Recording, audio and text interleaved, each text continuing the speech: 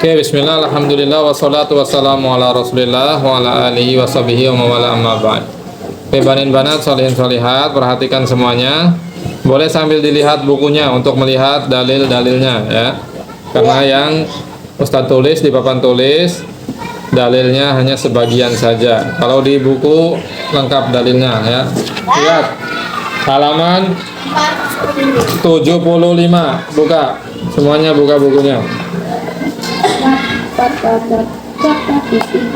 Jadi yang kamu mau bayar? Iya. Kalau hilang besok Perhatikan Daud. Oke, kita akan bahas tentang sholat bagi orang sakit ya. Jadi bagi orang sakitnya kayak ada aturannya berarti ya. Orang sakit ketika menjalankan sholat ada aturannya ya. Insya Allah nanti kita akan bahas secara rinci. Tapi terlebih dahulu kita akan baca tentang hukum sholat ya.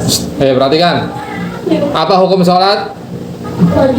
Hukum sholat adalah wajib, yaitu sholat 5 waktu wajib untuk dikerjakan, tidak boleh ditinggalkan. Ada banyak dalilnya di dalam Al-Quran, perintah Allah agar kita mengerjakan sholat. Di antaranya surat Al-An'am ayat 72, wa an aqimus sholah, dan dirikanlah sholat. Kemudian surat Al-Baqarah ayat 238, hafizu ala sholawati was sholatil wusta, dan jagalah ya sholat-sholat itu dan sholat wusta, dan banyak lagi dalil lainnya.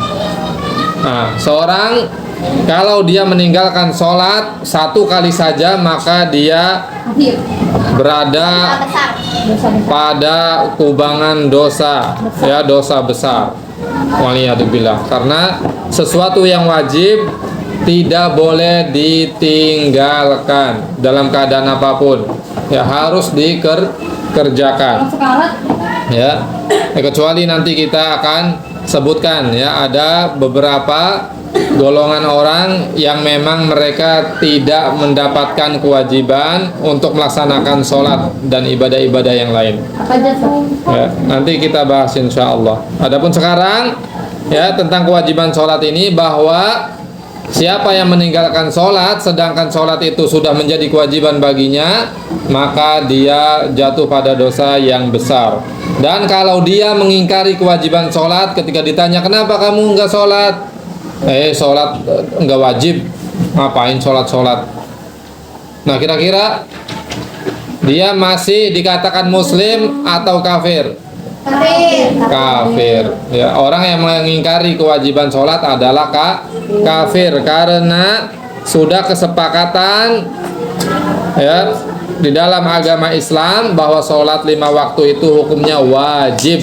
Maka siapa yang mengingkari kewajiban sholat 5 waktu, maka dia kafir, waliyadzubillah. Dan juga sebagian ulama juga mengkafirkan orang-orang yang tidak sholat karena malas. Kenapa kamu sholat? Aku malas. Tetapi dia masih meyakini sholat itu wajib, cuma dia nggak mau ngerjain karena malas. Nah, sebagian ulama ada yang tegas mengatakan sama, dia juga kafir, karena tidak sepantasnya seorang muslim yang sudah memiliki kewajiban untuk melaksanakan suatu ibadah malah dia kemudian malasan. Gambarannya, kalau sama bos saja diperintah-perintah mau, apalagi diperintah oleh siapa? Allah Raja yang merajai segala sesuatu. Coba kalian kalau kerja di suatu tempat kemudian diperintahkan oleh atasan atau bos kalian, kira-kira kalian nurut nggak? Nah, Daud misalkan kerja di perusahaan, kemudian bosnya nyuruh Daud kerjakan ini dalam 2 hari selesaikan. Kira-kira dikerjakan nggak Daud? iya. Nah, dikerjakan. Karena kalau tidak dikerjakan maka Daud bisa dipecat, tidak mendapatkan gaji nanti. Nah, begitu seorang muslim ya, ketika dia sudah sampai kepada usia atau sampai kepada fase di mana dia sudah menerima kewajiban syariat, kewajiban agama, maka dia harus memperhatikan ibadah-ibadah yang wajib yang harus dia kerjakan.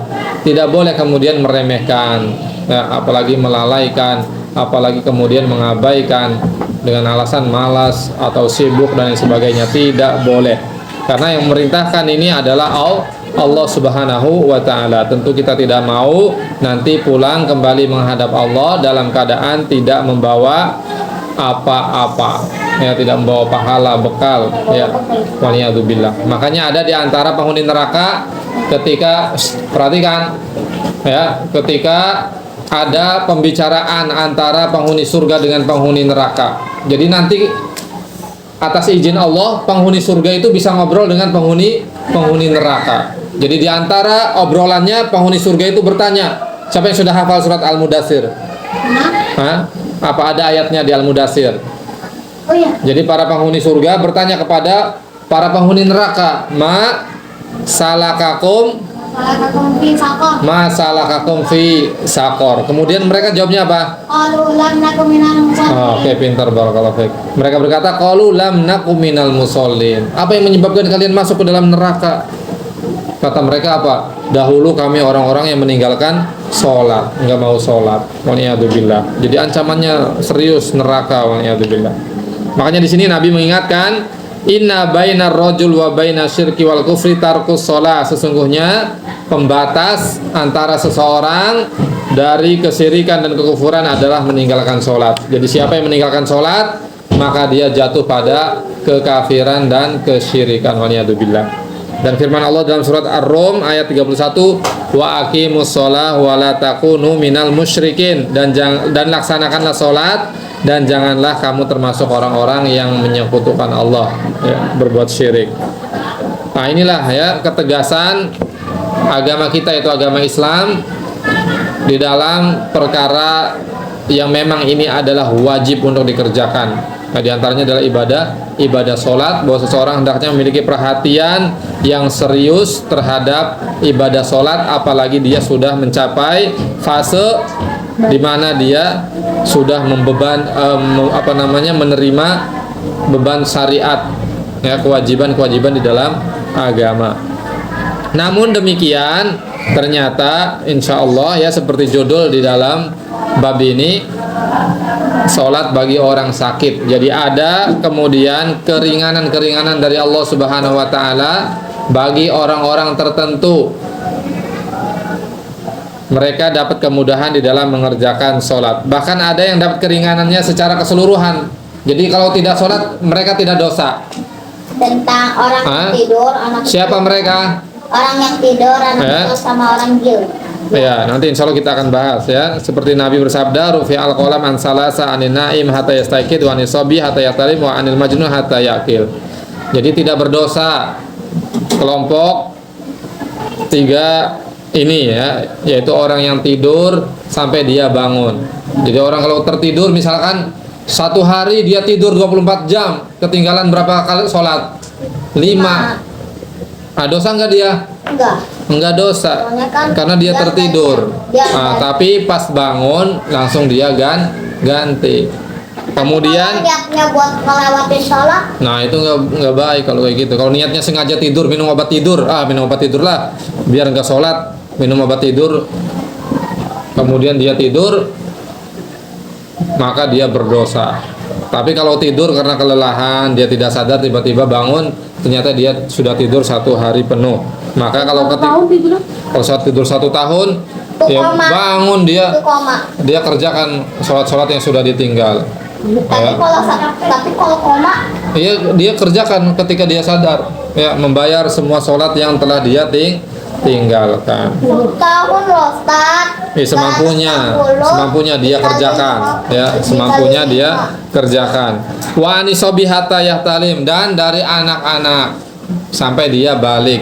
Jadi kalau anak-anak tidak apa-apa, yang belum balik mereka meninggalkan sholat, tetapi tetap biasakan. Apalagi kalau sudah sampai usia berapa tahun? 7 tahun. Nah, kalau kalian di sini udah lebih dari 7 tahun, ini wajah-wajah kalian udah wajah-wajah 40 tahun. Kita masih 1 tahun. Nah, terus dari orang gila tuh, sampai dia kembali akalnya. Kalau siapa yang pengen bebas tidak mau mengerjakan kewajiban agama seperti sholat, jadilah orang gila. Nah, terserah kamu mau hidup ngapain kalau orang gila, tidak ada beban syariat. Cuman kalau orang Ya. ada yang jadi gila, Nah, ini nggak boleh. Makanya Islam melarang. Tidak boleh seseorang mengkonsumsi atau meminum sesuatu yang bisa menghilangkan akal. Karena agama kita, agama Islam itu menjaga akal. Jadi sesuatu dosa, sesuatu yang bisa merusak akal kita, itu diharamkan dalam agama kalau Islam. nggak salah, Dosa seseorang misalkan sengaja minum minuman supaya hilang akal, atau menghisap sesuatu, makan sesuatu supaya hilang akal. Nah, ini dosa. Aku jadi gila lah biar nanti nggak sholat. Nggak bisa. Ya. kalau nggak tahu. Kalau nggak tahu, ya nggak apa-apa kalau nggak tahu. Tapi harus tahu. Ya. Karena zaman sekarang tidak mungkin seseorang tidak tahu tentang hukum Islam. Karena akses untuk dapat ilmu sekarang banyak. Ada sekolah, ada majelis ilmu, ada pengajian-pengajian di masjid. Apalagi sekarang ada internet, seorang bisa membuka Google, apalagi ada chat GPT, bisa tanya-tanya, ya, untuk mengetahui tentang agama. Tapi tentu belajar bersama guru itu lebih utama, ya. Tuh, jadi tidak boleh seseorang sengaja menjadi gila. Zaman Nabi itu pernah, perhatikan. Homer itu, tahu Homer nggak? Minuman yang memabukkan, ya kayak bir terus apa segala macam lah. Bintang. Itu diharamkannya secara bertahap. Awalnya diharamkan, tidak diharamkan awalnya, dijauhi saja. Ya, Homer itu. Jadi sebagian masih minum, gelegek. Jadi mati itu mati. Karena orang-orang Arab pada masa itu mereka senang banget minum Homer, mabuk-mabukan, senang. Di rumah-rumah mereka nyimpan.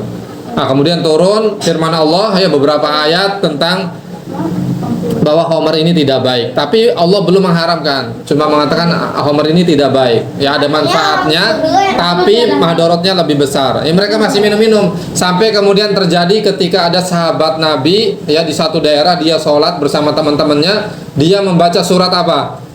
Al-Kafirun, tidak selesai-selesai. Padahal Al-Kafirun berapa ayat? Perhatikan. Al-Kafirun berapa ayat? 4. 6, ya, kurang lebih 6 ayat. Padahal 6 ayat doang, tapi pas dia sholat nggak selesai-selesai. Kalau dia bolak-balik lagi terus. La abudu ma ta'budu la antum abina wa la nabiyana. Kemudian balik lagi. Karena sebelumnya dia mabok.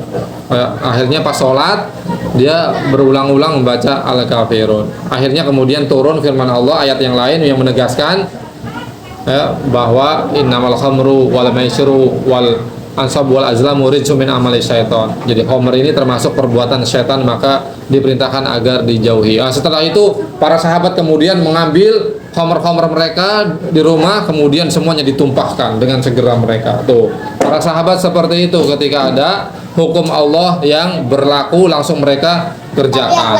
Ya. Semuanya sampai-sampai dikabarkan pada masa itu Madinah itu banjir homer karena banyak homer-homer yang kemudian dipecahkan, dituangkan, itu jalan-jalan Madinah banyak homernya. Tuh, setelah itu sudah alhamdulillah tidak ada. Orang Islam Ya. boleh minum homer. Enak apa? Enggak boleh madorot. Ya. Ya kan dulu. Alhamdulillah. Terus ada yang sebagian saja, nanti insya Allah kita bahas ya pada perjumpaan berikutnya. Dan juga ada yang seluruhnya tuh ya, nanti ada insya Allah kita bahas. Oke, barakallahu fikum jami'an, ini saja ya yang bisa kita pelajari. Insya Allah nanti kita lanjutkan pada perjumpaan berikutnya. Barakallahu fikum jami'an.